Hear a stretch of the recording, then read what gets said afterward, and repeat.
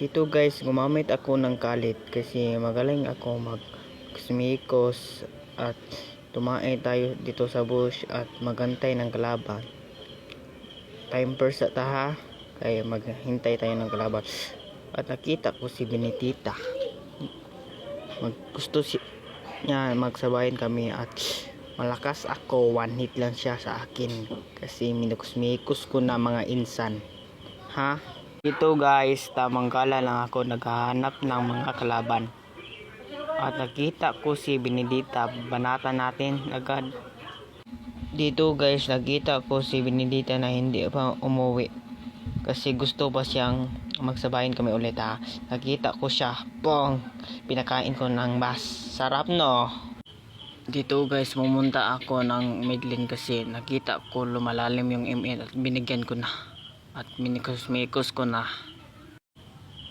Dito guys, pumunta sana ako ng midlane kaso meron ako biglang nakita. Si Gusion talaga to. At minikos-mikos ko na pero mali tayo ng combo guys. Pasensya na guys. So patay din siya sa akin kasi malakas. Dito guys, nakita ko si Benedita na nagpo-push. Pinarskilan ko at hindi napitas at hinabol dagan siya ang call at na-dodge yung passive ko. Pinabayaan ko na kasi baka masaktan lang ako. Dito guys, pumunta tayo ng red box na bush at mag-aabang ng kalaban. Tamang abang lang dito kung sino bang pupunta dito. Oh, nakita kong pang pagang tang yung kaluluwa. Pagkatapos guys, pupush tayo sa tower.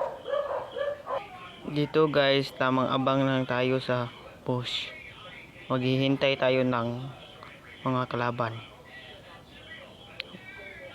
Kung sino ba pupunta dito. Ang combo lang ito.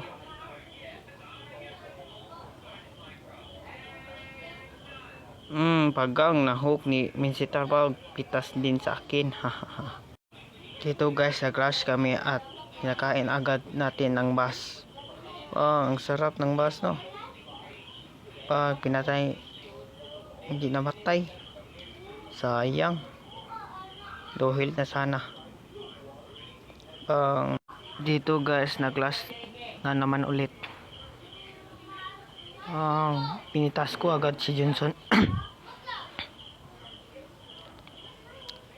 Bagang malapit na mainit ito guys. Damdam ko na panalo tayo.